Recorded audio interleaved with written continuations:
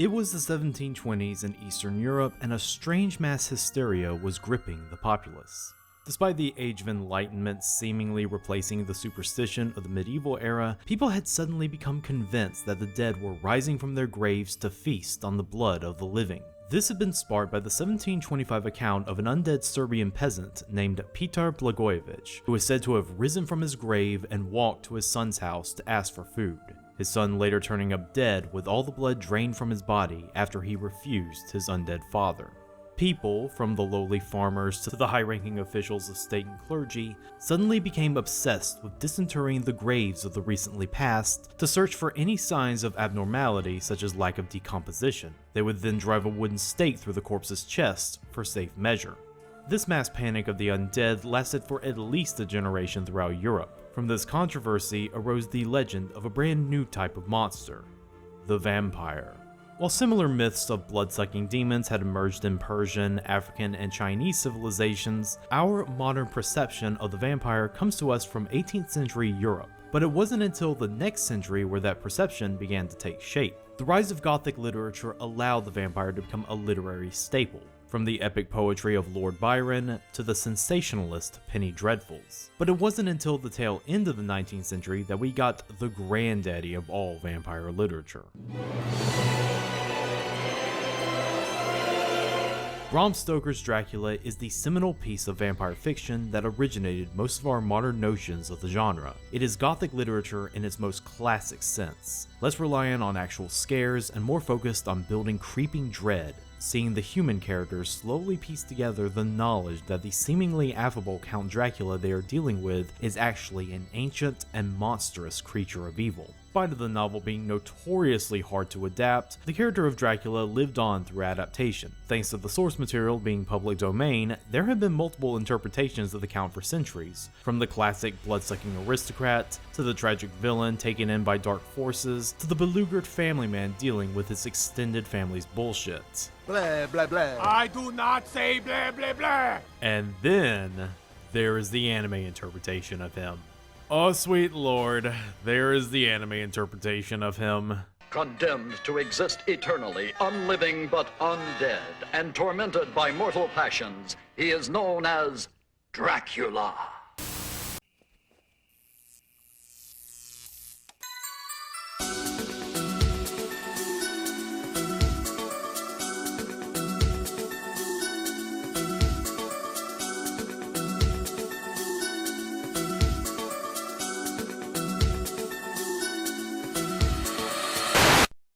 KYOTO ビデオ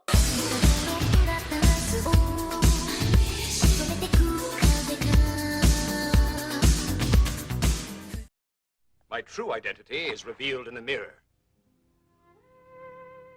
You see, I am a vampire. In case you weren't tipped off by the opener, I am doing myself a little theme month this October. We're not just talking about any old horror anime this year, we're going to be talking about vampire anime. Vampires have appeared in Japanese anime with such frequency that they basically have become their own subgenre. One of the first to really do this was an adaptation of Bram Stoker's Dracula, which, considering the above history, is the best place for us to start this month off in blood-sucking style. Wait, hold on, let's rewind a bit here. I said adaptation, but adaptation is the wrong word. To reiterate, Dracula is in the public domain, and that means there are many stories with very different interpretations of the character of Count Dracula that could be considered the story of Dracula. I'm prepared to say the word Dracula a lot in this video, so gear up. We'll get into the specifics later, but this is a very unique take on the story of Dracula, cribbed from another unique take on the story of Dracula. The result is one of the strangest and most infamously bad anime released at the dawn of the 1980s.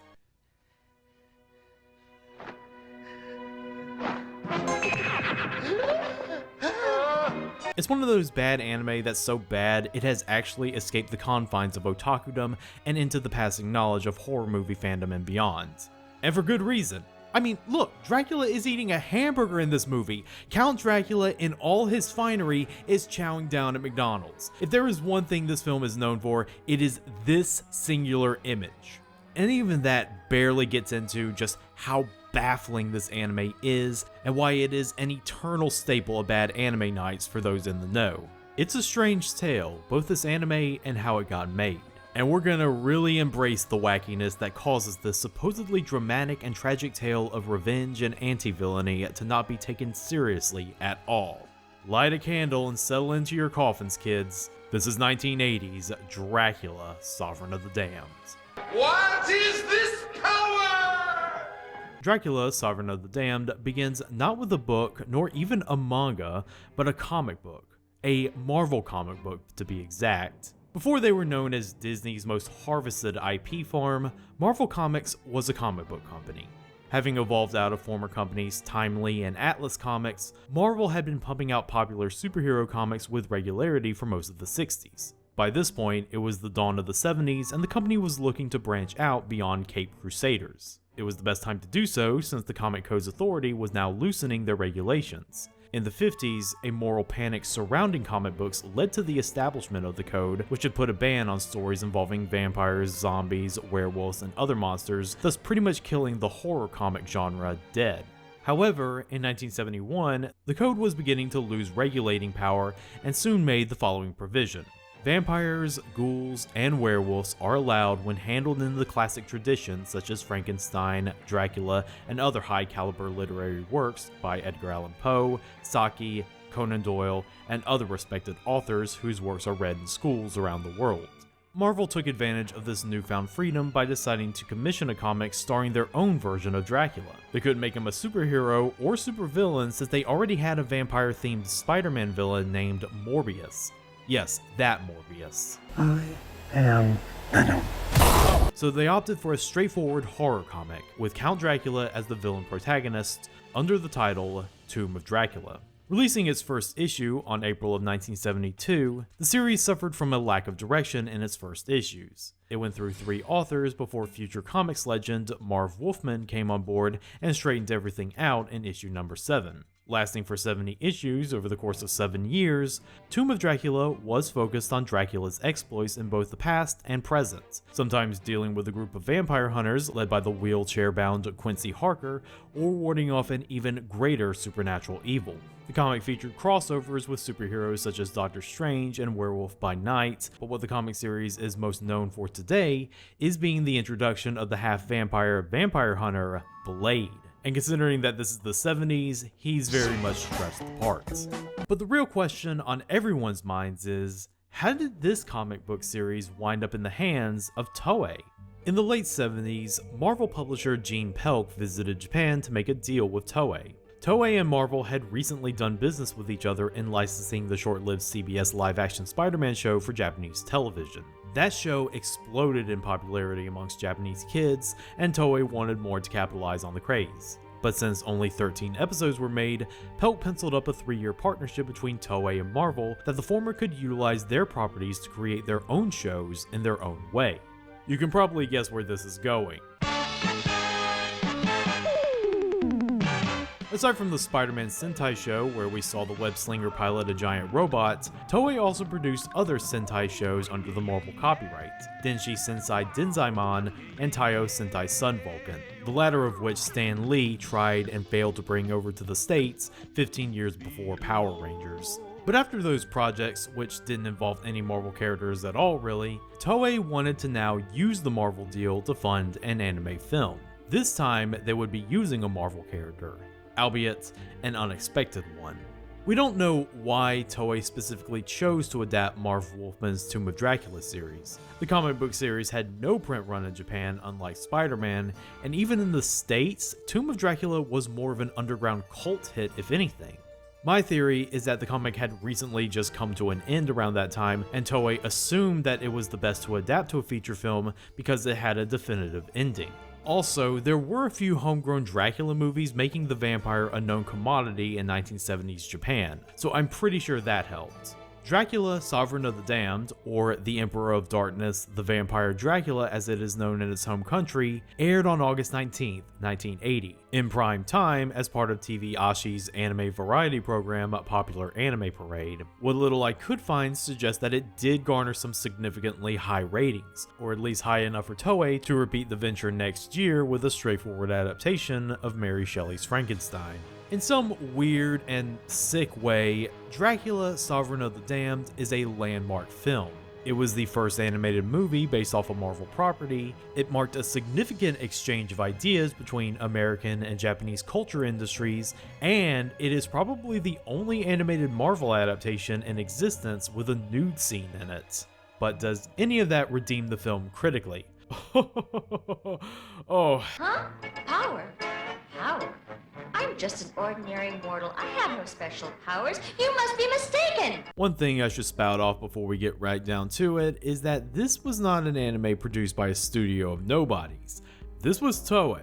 They were practically Japan's own answer to Disney with how they were the first anime studio to take off all the way back in the 50s. And the people who made this weren't nobodies either. Director Minoru Okazaki was a veteran storyboarder and episode director at this time, and would later go on to helm future Toei projects such as Dr. Slump and the original Dragon Ball anime. Screenwriter Tadaaki Yamazaki has screen credits going all the way back to Ashita no Joe and Lupin III. And I will give the anime this, it really does seem like it is trying to emulate the Marvel house style. There is a valiant effort to try to transfer Gene Colan's drawing style to the screen, a feat we can credit to longtime animator Hiroshi Wagatsuma in his role as animation director and character designer.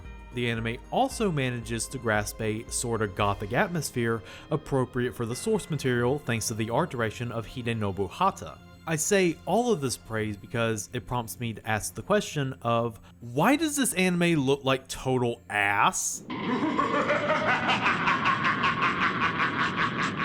I would say this looks like a Hanna-Barbera special rather than an anime with how it's animated, but that's unfair. I have seen Hanna-Barbera specials with more inspired animation than this.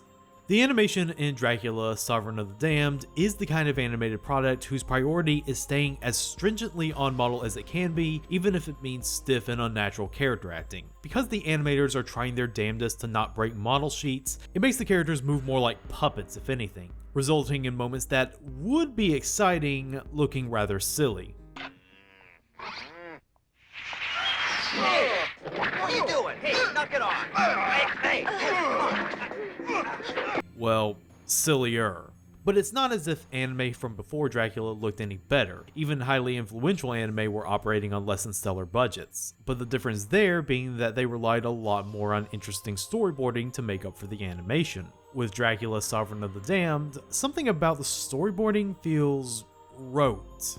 There's a staginess about the scenes that makes it feel like Okazaki isn't really taking advantage of his position as director. It's like he used the comic itself as a storyboard and did nothing to spice it up. That's why there's no real sense of creeping dread to be found in what is ostensibly a horror story. This scene of a lady walking down an empty alleyway is just a scene of a lady walking down an empty alleyway before she gets attacked by Dracula. If this was an actual horror movie, we would be able to get into her mindset before she becomes vampire food. And we can't blame all of this on the budget either. I know there are other anime out there that can get under your skin with far less than what Toei had on hand.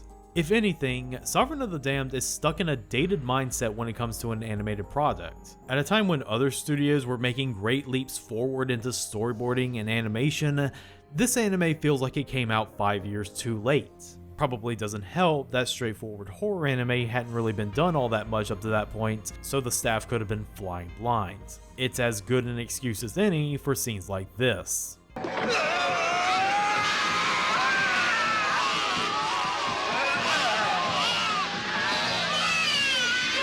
Adding to Sovereign of the Damned's questionable legacy is the voice acting.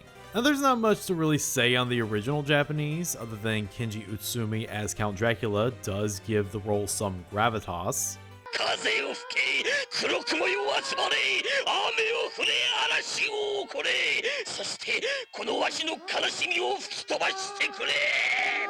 But y'all don't want to hear me praise the original Japanese dub, you want me to claw into the infamous English dub, which, I will say, does earn a reputation for me to claw into. What makes this dub so infamous is that it was one of the first serious anime dubs done outside the Fred Ladd sphere of influence. It was produced in 1983, courtesy of a recently started film and TV company known as Harmony Gold USA. Yep, this is what Harmony Gold was doing before they got their grubby mitts on the Macross franchise and made it such a pain in the ass to get an official release of for decades. They were one of the first to produce and localize an English dub for a Japanese anime TV special based off a Marvel comic book. But, like Toei, I should mention that the voice actors for this dub aren't really nobodies. This is one of their first roles in the newly discovered frontier of anime dubbing. You have people like Dan Warren, Edie Merman, Tom Weiner as Count Dracula, and Richard Ebgar as the Devil himself. All people who are destined for long and fruitful careers in anime dubbing. And these are the performances they turn in.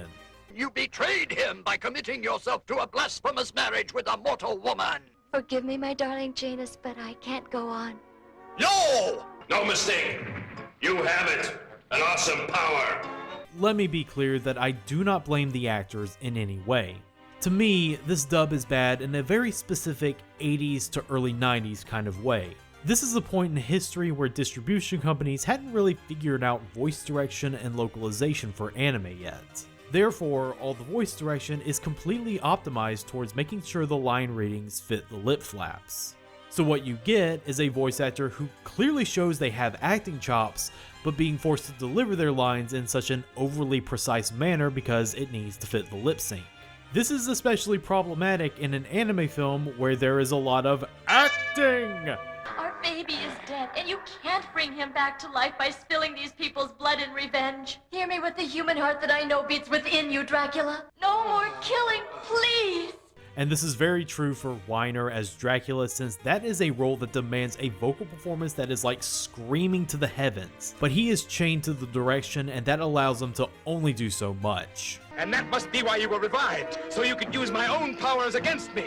But you haven't seen the full extent of the powers of Dracula! Oh, and I can't forget the constant 1940s style narration Harmony Gold added in scenes that are supposed to be quiet moments and just spell out what's going on because they think the audience is too stupid to interpret what's happening on screen. It's like I never ejected my Rockadoodle Blu-ray to watch this. The beautiful Dolores had aroused the unholy desires of Dracula, and he intended to claim her for himself. She would be released from the restricting bonds of mortal life, and she would be his forever. But if you think that the bad voice acting and the uninspired animation are what makes this anime bad, then allow me to drive a stake through those assumptions. Sovereign of the Damned could have had a Sunrise level animation and a dub cast that was the second coming of Cowboy Bebop, and it still would have stunk more than bad garlic. You have been revived solely for the purpose of destroying your own father! Whenever I evaluate any piece of media, I always try to ask the question of what exactly it is trying to do. More often than not, this simple question reveals a lot of insight in how something works and how something doesn't. So we ask the question, what does Dracula Sovereign of the Damned set out to do? Well, the easy answer is that it sets out to retell the story of the comic book into the animated medium. Simple enough, right? But that conceals just how much of the story Toei chose to adapt. Remember, this is a semi-episodic comic that ran for 7 years with 70 issues. And do you know how much of that Toei decided to adapt into a 90-minute feature? All of it! In a bout of hubris, Toei took on all 70 issues and compressed them into an even 90 minutes. And the results are less than stellar. You may have noticed that we are at least 2/3 of the way through this video, and I have not given this anime something even remotely close to a plot synopsis. Because frankly, I don't know where to start. This Marvel fan wiki has the full detailed synopsis of this movie, and it takes up 32 subsections. That's how dense this plot feels, and why I balk at even trying to give the Cliff Notes version of this anime. Like, the film starts off with a lengthy monologue about the cycle of death and rebirth. From the dawn of creation, the history of our universe has been one of violent conflict, a chaotic clash of opposing forces vying to dominate the void. You are interested in the unknown, the mysterious, the unexplainable. That is why you are here. And the plot, such as it is, kicks off with Dracula stealing who was meant to be a sacrifice for Satan, takes her home, and falls in love with her. How can it be possible for a creature such as I to feel such a tender emotion as love? And it should be noted that this is all taking place in Boston because Dracula left Europe because of all the vampire hunters. Of course, this gets Drac into hot water with the Prince of Darkness himself, who sicks some minions after him. even though Dracula is also a minion of Satan, which raises the question of why is he risking pissing off his boss by stealing his booty call. Not only that, but there is also the dual protagonists of that aforementioned group of vampire hunters led by Quincy Harker, which include Van Helsing's orphan daughter and Frank Drake, a descendant of Count Dracula's house and the de facto shonen protagonist for this journey. You're lucky I didn't kick your skull in, you old fool. Trust me when I say that I am barely scratching the surface here. A movie about Dracula trying to grapple with feeling the feeling of love for the first time and trying to enjoy some consensual Brides of Dracula time with the Mrs. while being pursued by the Legions of Darkness and the League of Extraordinary Gentlemen's Boston chapter doesn't sound like that complicated a plot. But that would be ignoring things like the entire subplot of Dracula and his wife having a child who gets killed in a shootout and resurrected by God a week later as a full-grown adult in superhero garb who decides to hunt down his old man until he promises his mother not to anymore. Or how that scene with Dracula eating a burger is all part of a plot line where he loses his vampiric powers, is hunted down to Transylvania in a weakened state by other, oddly more zombie-like vampires, and has a showdown with them where he ends up protecting a group of cross-wearing children. Or how that whole group of vampire hunters do absolutely jack shit throughout the entire picture except wander the city streets for a year and set up a perimeter that looks like this. Oh god, is this anime stupid! And for as overly condensed as this anime is, trying to cram as much of the plot as possible while cutting other plot points, sorry Blade, it is remarkably padded. That aforementioned plot beat about the vampire hunters trekking down Dracula's perimeter for a year, that is not a throwaway line. That is a whole-ass, slow-ass montage that goes on for a flat 3 minutes. The anime is a mess, and it doesn't help that none of the characters we're supposed to be following are really that interesting. Count Dracula as a protagonist should at least be somewhat compelling on paper. He's a monster commanded by the forces of evil, but also has some tragic pathos in that he feels trapped by his role as a powerful vampire. But this is all delivered in such a very on-the-nose way that I don't think the anime is really equipped to fully parse his character. Like for the first 20 minutes, he is presented as a supernatural serial murderer of women. But then we get a scene of him as a doting family man who will then launch into his best King Lear and dramatically curse the heavens for his fate as a blood-sucking monster. For 500 years, I have fed my insatiable bloodlust, and the name Dracula has become a horrifying abomination to mankind. I think the best part is when he's telling his wife about his past as a conqueror and seriously pulls a, "Look, I was a bloodthirsty warmonger, but it was totally for the right reasons. You understand, don't you, honey?" I skewered the bodies of the invaders and scattered them about the surrounding countryside as a horrible warning to potential future enemies. I shuddered at my own action, but it spoke to the barbarians in a language that they understood. It's just difficult to really grasp if we're supposed to sympathize with Dracula or not. He carries himself like a tragic villain, but so much of the narrative frames him as a monster that needs to be taken out sooner rather than later. Having a villain slowly grow to realize the error of their ways too late seems to be more suited for a long-form comics narrative rather than just an overstuffed feature film. We also had the Vampire Hunter group, but as I said before, they barely do anything to warrant any extra attention the camera could give them. And even if they did, do you really want to spend time with a protagonist like Frank? How about tossing her in as a bonus? Ow! Yeah, me neither. Sovereign of the Damned not really knowing what to actually do with its characters is its ultimate undoing. By the time the film reaches the big finale where Dracula and Harker have their big showdown in Dracula's castle, which ends with Dracula being taken down by Harker via wheelchair bomb Hector Salamanca style, it feels unearned. And that's really all I can say about Dracula Sovereign of the Damned. It is such a colossal train wreck of an anime that it almost resists any real deep reading of it. It's clearly the result of Toei biting off more than they could chew. And even if they did do it all the way to the bank, you will notice that nobody has been clamoring for a Blu-ray release of this anime. So far anyways, Discotek could surprise us. But as of this moment, Dracula Sovereign of the Damned can only exist as a B-level curiosity, solely elevated by its strange connection to one of the biggest comic book companies in history, tailor-made to be shown to your friends as a part of anime and comics trivia. As far as legacy goes, that's the best it's gonna get. Well, until Kevin Feige gets his mitts on it. We'll be returning to the vampire well soon, but for now, we send Sovereign of the Damned off to its final resting place. Dracula! Huh?